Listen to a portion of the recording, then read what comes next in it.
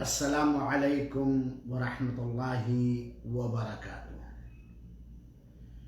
ان الحمد للہ والصلاة والسلام علی رسول اللہ وعلی آلہ وصحبہ ومن والاه الی یوم الدین، اما بعد۔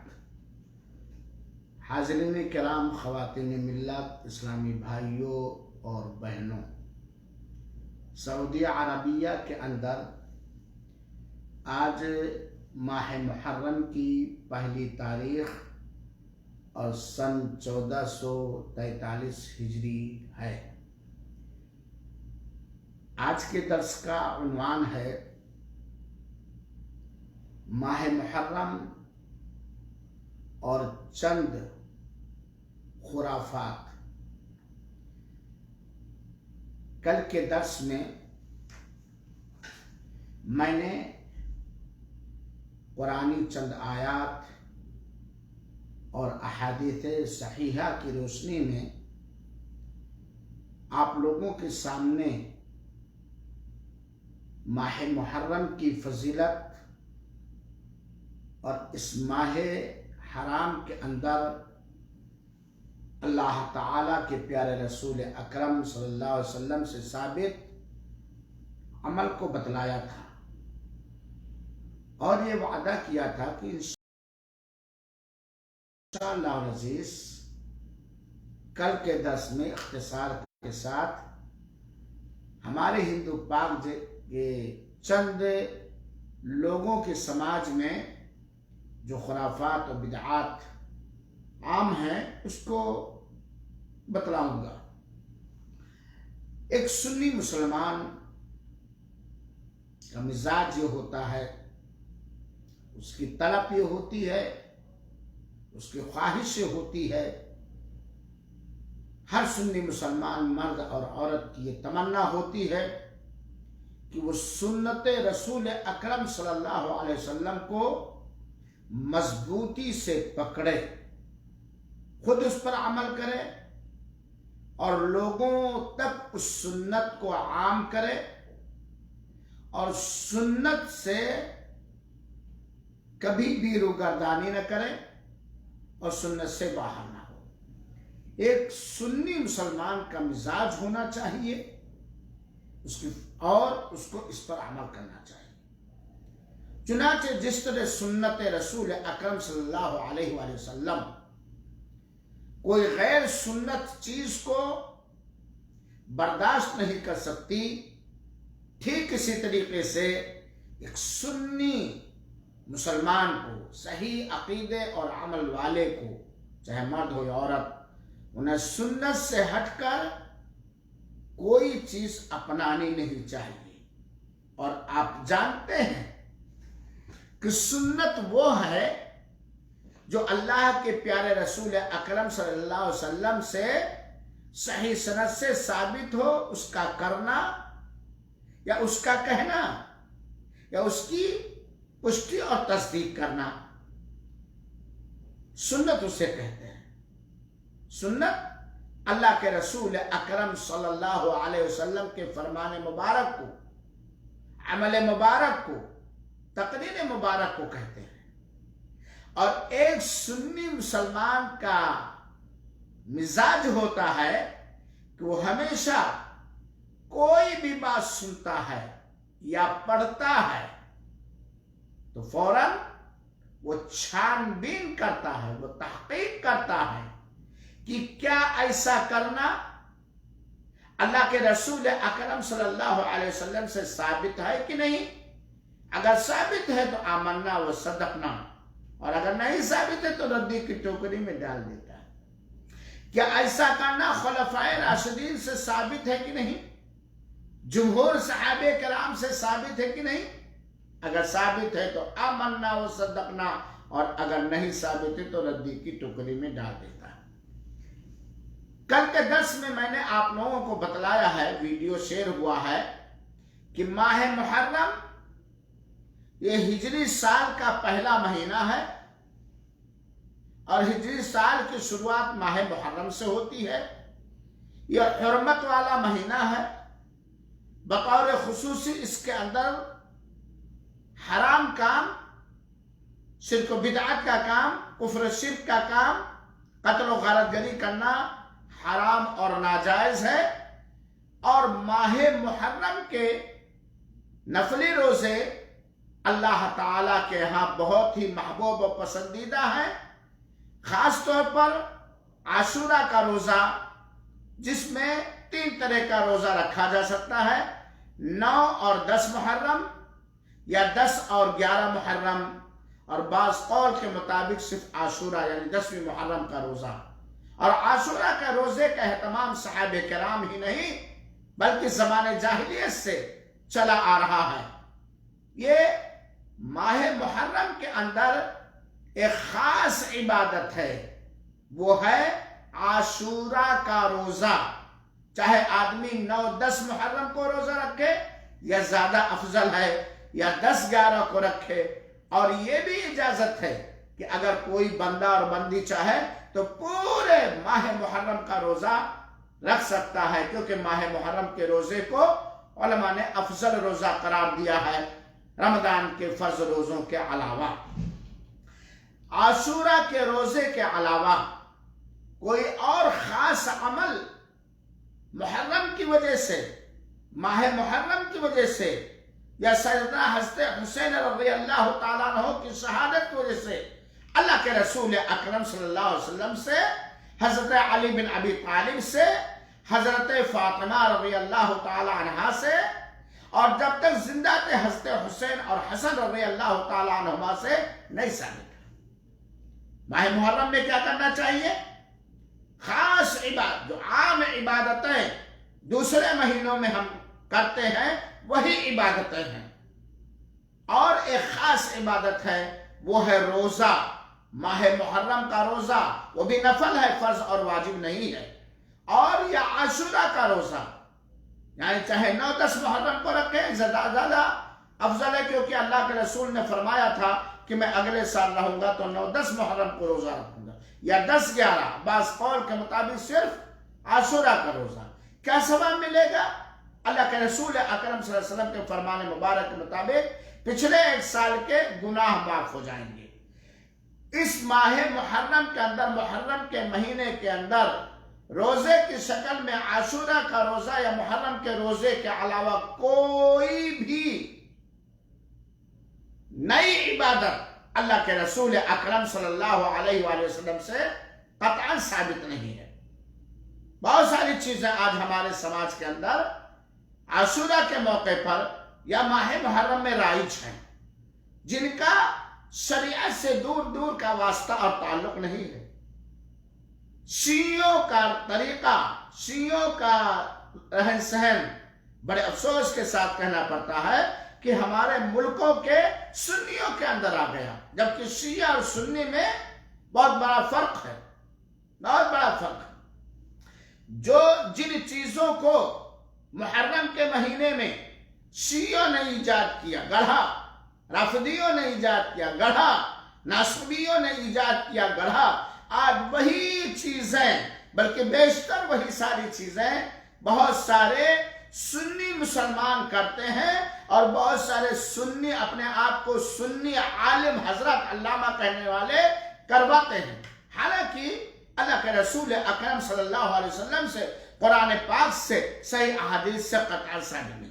چنانچہ میرے بھائیوں ساتھیوں، محرم کے مہینے میں خاص طور پر ہمارے ہندوستان کے اندر، ہمارے پاکستان کے اندر، ہمارے نیپال کے اندر، ہمارے بنگلہ دیش کے اندر، ایران وغیرہ میں کچھ ایسی چیزیں عاشورہ کے موقع پر محرم کے مہینے میں کی جاتی ہیں جس کا کرنا شریعت میں جائز ہی نہیں ہے، درست ہی نہیں ہے، حلال ہی نہیں ہے، بلکہ وہ خرافات ہے، گناہ کا سبب ہے. اختصار کے ساتھ سن لیجئے، پھر تحقیق اور چھان بین کیجئے. پہلی چیز، شیعوں کے طرح کربلا کے واقعے کو مبالغے کے ساتھ بڑھا چڑھا کر کے اور نمک مرچ لگا کر کے لوگ بیان کرتے ہیں. حضرت حسین کی شہادت، کربلا کا میدان کا واقعہ، واہی تواہی تاریخی باتوں کو لے کر، بے بنیاد باتوں کو لے کر محرم کے مہینے میں جمعہ کے خطبوں میں، جلسے اور جلوس میں لوگ شیعوں کے طریقے کو لے کر کے اور شیعوں کی طرح واقعہ کربلا کو خوب ہائی لائٹ کرتے ہیں، خوب بحث و مباحثہ کرتے ہیں، معاویہ کو کافر کہتے، یزید کو کافر کرتے، فلاں کو کافر کرتے، فلاں کو جنتی، فلاں کو جہنمی قرار دیتے۔ یہ شیعوں کا طریقہ ہے۔ یہ شیعہ ماہ محرم حرام مہینوں میں سے ہے، اسی دن سے جس دن اللہ تعالیٰ نے آسمان و زمین کو پیدا فرمایا، اور حضرت حسین رضی اللہ تعالیٰ کی شہادت کی وجہ سے ماہ محرم کو کوئی رتبہ حاصل نہیں ہے۔ اور ایک سنی مسلمان کو تو یہ بات اچھی طرح سمجھنا چاہیے کہ ہمارے حضرت حسین رضی اللہ تعالیٰ عنہ کی کوئی ذلت نہیں، ان کو شہادت میسر ہوئی، وہ جنت کے ریحان ہیں، جنت کے پھول ہیں۔ حضرت حسین کو رتبہ جو اللہ تعالیٰ نے دیا ہے، اللہ کے رسول نے دیا، اس رتبے کو کوئی نہیں۔ چنانچہ شیعوں کی طرح، رافضیوں کی طرح کربلا کے واقعے کو نمک مرچ لگا کر جھوٹی واہی اور تواہی، ضعیف اور موضوع روایتوں کو لے کر مبالغہ آرائی کے ساتھ رنگ بھر کر کے بیان کرنا، یہ خرافات کو پھیلانا، یہ جھوٹ کو عام کرنا ہے، جھوٹ کو عام کرنا۔ دوسری چیز، حضرت حسین رضی اللہ تعالی عنہ اور یزید رحمت اللہ علیہ کے بارے میں بڑے قدر اور احترام والے صحابہ کرام جو قابل قدر ہے، قابل احترام ہے، مثال کے طور پر حضرت معاویہ رضی اللہ تعالی عنہ، مثال کے طور پر حضرت مغیرہ رضی اللہ تعالی عنہ پر طعن و تشنیع کرنا، لعن طعن کرنا اور گالی گلوچ دینا، اول فول بکنا، ان کے سلسلے میں اپنے سینوں کو کینوں اور کپٹ اور نفرتوں سے بھر لینا، وحی تباہی کی روایتیں بیان کرنا، یہ گناہ کا کام ہے۔ یاد رکھو، معاویہ رضی اللہ تعالیٰ عنہ صحابی رسول اور کاتبین وحی میں سے ہیں، مغیرہ رضی اللہ تعالیٰ عنہ صحابی رسول ہیں۔ اگر انہوں نے ایک پاؤ اللہ کی راہ میں خرچ کیا ہے، آج تمہاری ملکیت میں جتنی جائیداد و دولت ہے وہ سب اللہ کی راہ میں خرچ کر دو گے، معاویہ رضی اللہ تعالیٰ عنہ کے مقام کو نہیں پہنچ سکتے ہو، چاہے آپ عالم ہو یا علامہ ہو یا کچھ بھی ہو۔ معاویہ رضی اللہ تعالیٰ عنہ اللہ کے رسول کے سالے ہیں، معاویہ رضی اللہ تعالیٰ عنہ کاتبین وحی میں سے ہیں، معاویہ رضی اللہ تعالیٰ عنہ ایک صحابی رسول ہیں۔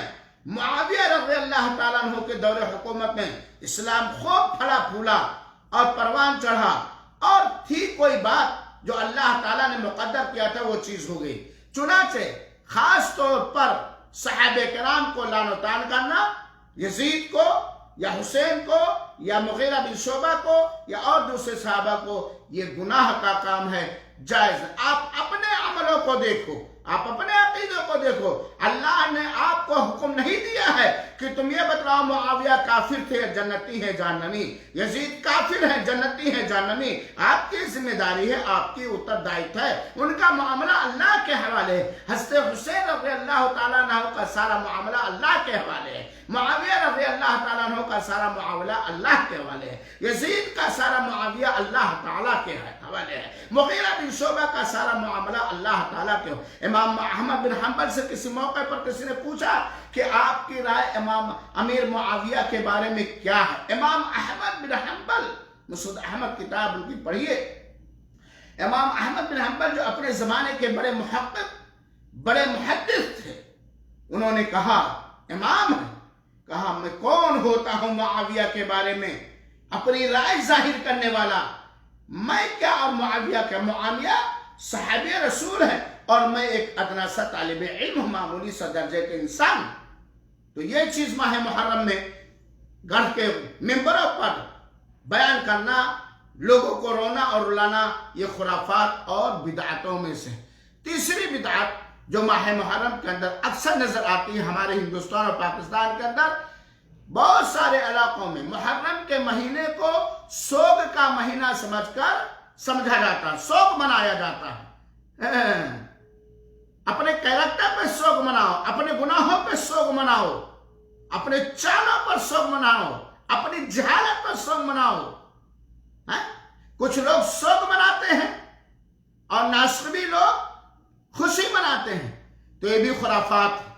मुहर्रम के महीने को मनहूस समझना, उसको शोक का महीना समझना, ये गलत बात है, बेबुनियाद बात है, गैर शरई बात है। अरे बहुत सारे लोग तो इतना मुहर्रम के महीने को, जो हराम महीना है, अजमत वाला महीना है, साल हिजरी का पहला महीना है, जिसके आशुरा के रोजे रखने से पिछले एक साल के गुनाह माफ होते हैं, खुद अल्लाह के रसूल ने रखा है, ऐसे महीने को मनहूस समझ करके बहुत सारे लोग इसमें शादी ब्याह भी नहीं करते, शादी ब्याह भी नहीं करते। बहुत सारे लोग इसमें कोई न गोश्त खाएंगे, ना खाएंगे, ना वो खाएंगे, और बहुत सारे लोग इसको ईद का महीना मनाते हैं, तौबा तौबा, खुशियों का महीना। ये बिदात है, ये खुराफात। अल्लाह का बनाया हुआ कोई भी महीना, अल्लाह का बनाया हुआ कोई भी दिन मनहूस नहीं है, शोक के लिए नहीं है, शोक नहीं मनाया जाएगा। मेरे भाइयों साथियों, ये गलत है शोक मनाना। इसी तरीके से चौथी बिदात क्या है? 10 मुहर्रम को ताजिया निकालना। हाय रे हाय, अरे मैं सुनता था कि पीपल के जड़ों के पुजारी कुछ लोग होते हैं, गाय के पुजारी कुछ लोग होते हैं, कुछ लोग सूरज के पुजारी होते हैं, कुछ लोग चांद के पुजारी होते हैं, कुछ लोग हर उस चीज के पुजारी होते हैं जिसमें कोई ताकत पाई जाती है। हाय रे हाय, उन्हीं लोगों के रविश पर चलकर, शियों के तरीके पर चलकर आपने ताजिया बनाना शुरू कर दिया, मुहर्रमी मेले निकालने लगे, ताजिया रखने लगे, उससे उम्मीद करने लगे, उससे नजरें मारने लगे, वगैरह वगैरह। मेरे भाइयों, ये ताजिया हिंदुस्तान की बिदात है, शरीयत के अंदर कभी नहीं। सोचो, हज़रत अली रज़ी अल्लाह ताला अन्हु, जो हज़रत हुसैन रज़ी अल्लाह ताला के वालिद हैं, उनकी भी शहादत हुई कि नहीं? हज़रत उमर की शहादत हुई कि नहीं? हज़रत अबू बकर भी वफात पाए कि नहीं? अल्लाह के रसूल ने अपने ज़माने में कभी ताजिया रखा किसी भी साहबी पर? हज़रत खदीजा पे रखा, सैयदुल शुहदा पे रखा, इमाम अबू हनीफा रहमतुल्लाह ने ताजिया रखा, इमाम मालिक ने ताजिया रखा, इमाम शाफी ने ताजिया रखा, इमाम अहमद बिन हंबल ने ताजिया रखा, इमाम करखी ने ताजिया रखा, इमाम मोहम्मद ने ताजिया रखा, इमाम यूसुफ ने ताजिया रखा।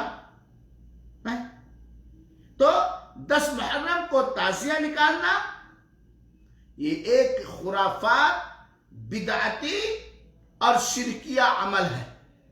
और ताजिया की ताजीम करना, उसकी परस्तिश करना और उससे मुरादें मांगना, उससे डरना, उसका तवाफ और परिक्रमा करना बिदअत भी है और शिर्क भी है। मेरे भाइयों साथ, ताजिया मुसलमान बास की खपच्चियों का, रंग बिरंगे कागज का बना करके ताजिया, और उस दुनिया की चीज में पाक रूह के आने का अकीदा रखना कि हज़रत हुसैन की रूह आती। हाय रे हुसैन के गुस्ताख लोगों, गुस्ताखी, अल्लाह की कसम। ये जो ताजिया बनाते हो, इसके बारे में बदअकीदगी जो रखते हो, और ये अकीदा हज़रत हुसैन की रूह आती है, उसका तवाफ करते हो, उस पर चढ़ावे चढ़ाते हो, मन्नतें मांगते हो, हाजत रवाई करते हो, मुश्किल कुशाई करते हो। अगर हज़रत हुसैन जिंदा होते तो अपने लातों से तुम्हारे चेनों को लतियाते, क्योंकि हज़रत हुसैन के नाना अल्लाह के रसूल अकरम सल्लल्लाहु अलैहि वसल्लम ने इसको शिर्क या उमूर करार दिया। ये खुराफात और बिदअत है। 5वीं चीज क्या बिदअत है बताऊं? खिचड़ा बनाना, आसा बनाना, मलीदा बनाना, हलीम पकाना, पानी पिलाने की सबीलें निकालना, बच्चों को रंग बिरंगे कपड़े पहनाना, हज़रत हुसैन का फकीर बना करके घुमाना। हज़रत हुसैन भी अल्लाह के फकीर थे। ये सब क्या है? ये मखसूस खाना, मखसूस किस्म का पकवान, और उस पर लुटेरे मौलवी को बुलाकर फातिहा कराना है? ये आशूरा के दिन, ये हराम और नाजायज और बिदअत है। हमारे रसूल ने आशूरा के रोजे रखने का हुक्म दिया, उसकी फजीलत बतलाई है, और 8 दिनों के अंदर माह मुहर्रम के 10वीं तारीख को या 9वीं तारीख को आप सबीले निकाल रहे हो, शरबतें पिला रहे हो। ये सब सबीले निकालना, खिचड़ा बनाना, आसा बनाना, खास अकीदे के तहत खास पकवान पकाना, ये बिदअत और खुराफात और हराम चीज है। इसी तरीके से 6ठी बिदअत, 10 मुहर्रम को ताजियों और मातम के जुलूस निकालना, और उसमें मजा लेने के लिए मुहर्रमी जुलूस के अंदर تعزیہ کے جلوس کے اندر مزہ لینے کے لیے شوق سے ذوق سے اس میں شریک ہونا، اس میں انوکھے انوکھے کھیل کرنا، اور محرم کے اس محرمی میلے کی محفلوں کو رونق دینا، قمقمے لائٹیں، یہ خرافات ہے، یہ بدعت ہے، مال کو ضائع کرنا ہے، اور یہ گناہ کا کام ہے میرے بھائیو۔ اللہ کے رسول سے ثابت نہیں ہے، صحابہ کرام سے ثابت نہیں، اللہ کی قسم قرآن و حدیث سے اس کا ثبوت ہے۔ یہ پیٹ پالنے والے مولویوں نے آپ عوام کی جہالت کو استعمال کر کے آپ کو بیوقوف بنا رہے ہیں۔ یہ بدبخت لوگ ہیں، یہ شرک کی دعوت دینے والے لوگ ہیں۔ محرم کے مہینے میں عاشورہ کے دن روزہ رکھو، اللہ کے رسول نے رکھنے کا حکم دیا، یہ ایک نفلی اور محبوب روزہ ہے۔ اسی طریقے سے 7ویں بدعت ماہ محرم میں کیا ہے؟ جو بازو والے گھوڑے بنانا، جس کو دلدل بھی کہا جاتا ہے، وہ دلدل بنا کر کے لوگ نکالتے ہیں، اس کو ثواب کا کام کھاتے ہیں، ثواب کا کام اس کو سمجھتے ہیں، کسی کی شکل و شبیہ بناتے ہیں، یہ بھی بدعت کا کام ہے۔ اسی طریقے سے 8ویں بدعت کا 10 محرم کو مرثیہ گاتے ہیں، اے حسن تیرے راج میں کریا مرد ادھکار ہیں، کریا چھوڑ گرہر کرو 12 برس چوکی بھری۔ ہمارے یوپی میں مرثیہ گاتے ہیں، اس مرثیہ میں حضرت معاویہ پر لعنتان، یزید پر لعنتان، اور حضرت حسین سے مرادیں مانگنا اور کیا کیا کرنا، لگتا ہے کہ حضرت حسین اللہ ہے، توبہ توبہ استغفر اللہ نعوذ باللہ۔ مرثیہ خوانی کرنا۔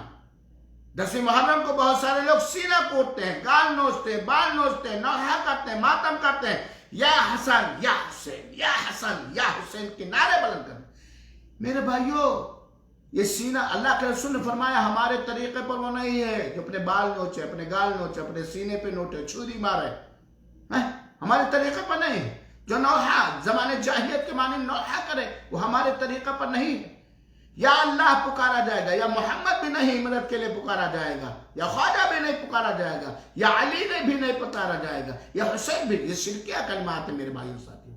اسی طریقے سے 9ویں بدعت بڑے وقت گزر رہا ہے، 10 محرم کو بہت سارے لوگ غم کا اظہار کرتے ہیں، اور غم کا اظہار کرنے کے لیے بناؤ سنگار، زیب و زینت چھوڑ دیتے ہیں، عمدہ لباس کو چھوڑ دیتے ہیں، ننگے پاؤں ننگے سر چلتے ہیں، پائک بنتے ہیں۔ یہ سب خرافات اور بدعت کی چیزیں ہیں۔ اسی طریقے سے ایک بدعت یہ ہے کہ 10ویں محرم کو حضرت حسین کے نام پر فاتحہ دلاتے ہیں۔ فاتحہ کسی کے نام پر دلانا چاہتے ہیں، یہ پیٹ پالنے والے ملاؤں نے ایجاد کر لیا۔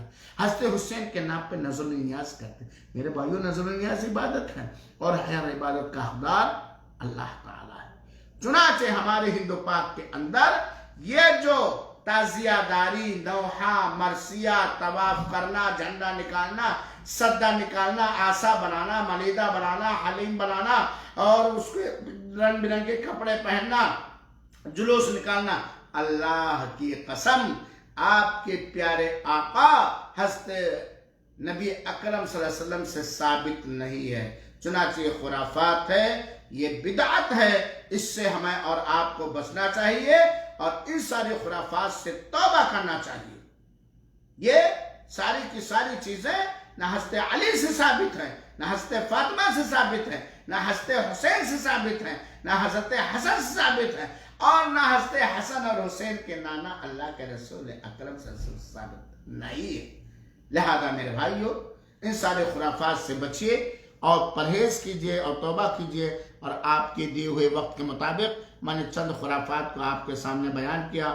اللہ رب العالمین سے دعا ہے کہ اللہ تعالی ہر شرک و بدعت و خرافات کی چیزوں سے بچائے اور نیک کام کرنے کی توفیق دے اور قبول فرمائے۔ آمین۔ والسلام علیکم ورحمۃ اللہ وبرکاتہ، وجزاکم اللہ خیرا۔